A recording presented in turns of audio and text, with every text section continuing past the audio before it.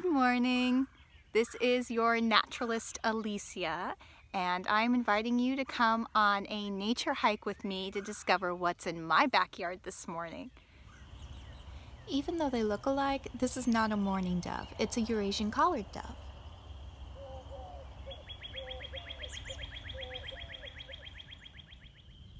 Ants don't have muscles much stronger than humans, but their small scale allows them to carry up to 5,000 times their own body weight.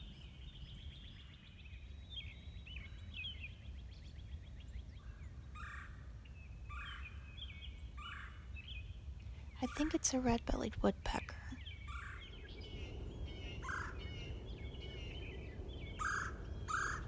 Oh, there's two of them. There's a pair.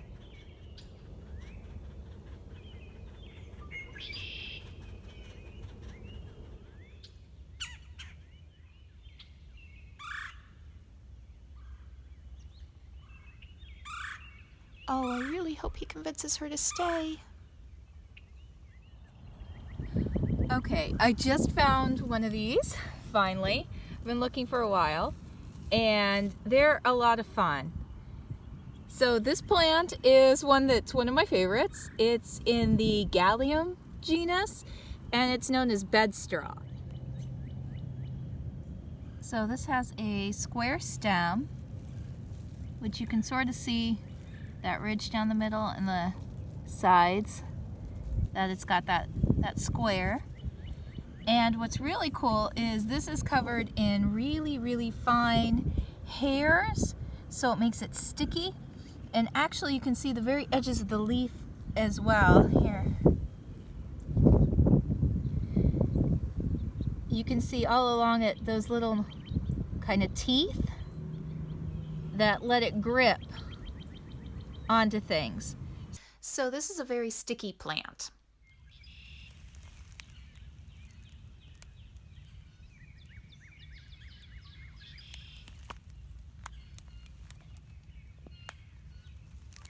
I'm gonna go look through this pile of dead wood and see if there's anything in it. Well, this tree obviously had some insect damage. You can tell from the holes here. And it looks like we have a mosquito here. Now, mosquitoes typically feed on plant nectar, and the females only need blood for when they're about to make eggs. Let's just pull this piece of bark away from the rest of the log and see what's under it. And oh, we have a bunch of roly-polies. Or roly-polies are a type of isopod, which they're also a crustacean. So they're pretty cool like that. We're gonna put that bark back so they can hide. I found some old lichen that's very, very squishy. Okay. And this is a really cool spot for these mushrooms because you have a whole graduation here. There were the newer ones, and then these are the older ones, and then the really old ones. These guys are still talking to each other.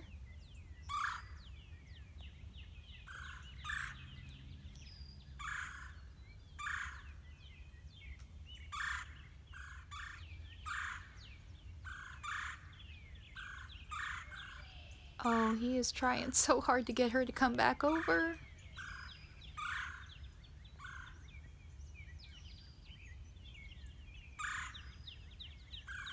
She is all the way over there and does not seem inclined to make the leap, so to speak, back over to the tree he wants her to come check out again.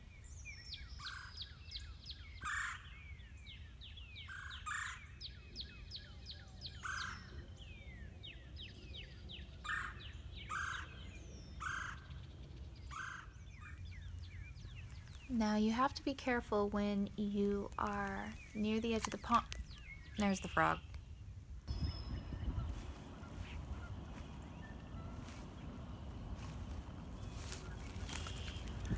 Although we have a lot of green algae in the pond, it's not harmful to humans, and it provides a lot of hiding spaces for frogs and other animals, as well as something for tadpoles to eat. So as I was saying, if you walk really carefully by the edge of the pond, sometimes you can get close enough to the frogs that they don't jump right before you have a chance to look at them. Okay, frog just jumped out at me, so I'm pretty sure there's another one here really close by if I'm not... Oh!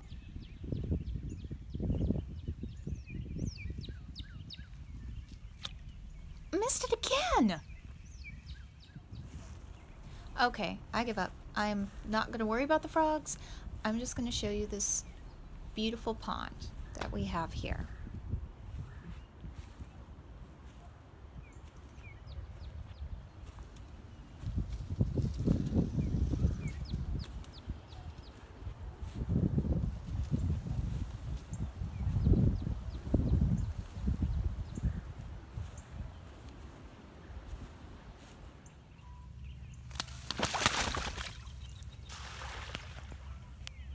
Oh my goodness, that's a duck. That's definitely not a frog. Oh, that's a female mallard. Oh, she must have been trying to sleep there. And I oh. Whoops. Just looks a little like purple poppy mallow.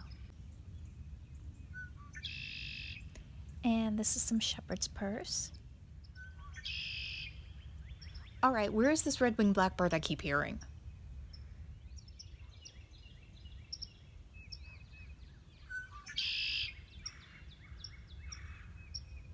Okay, I found him. Now if he finds a lady friend, she's going to build a nest, I'm almost positive, in the cattail reeds that we have out there by the pond.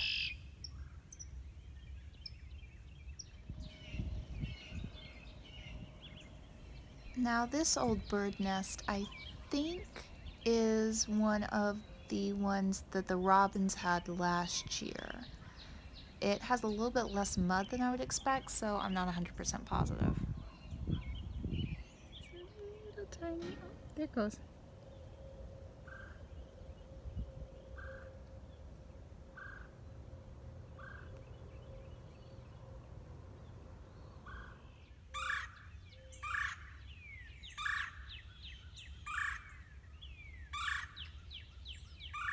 Man, he is still going at it. It's practically been all morning here.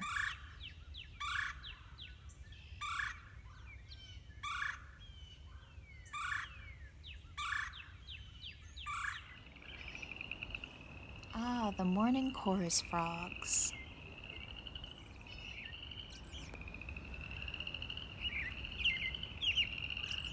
Spring always sounds like robin calls.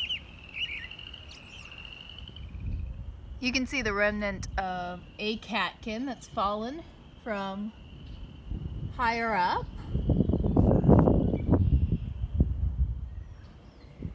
So our tree has started to bud out all along the length here after all of the catkins have fallen off of it, which makes sense. And that cottonwood's not the only thing budding out. This elm has too.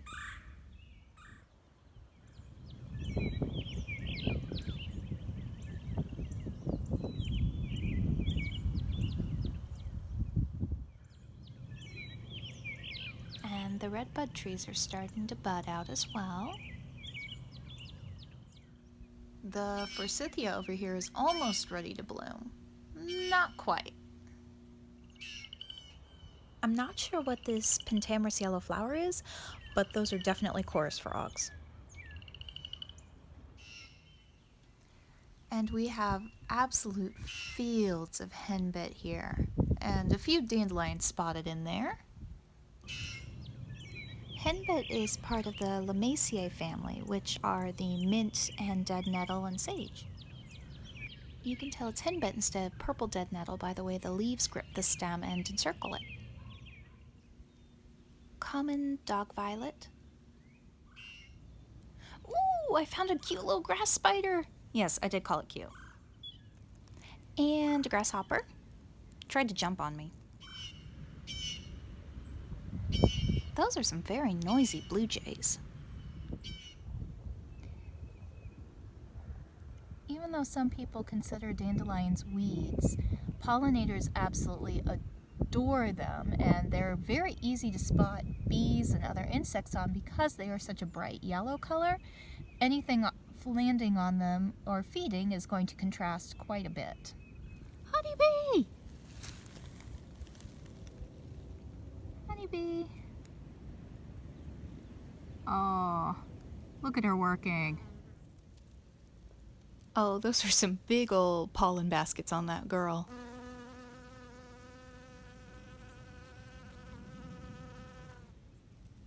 Yeah, those are some really... Oh, she has got a lot of pollen that she's getting. She's getting a lot of nectar off that flower, too.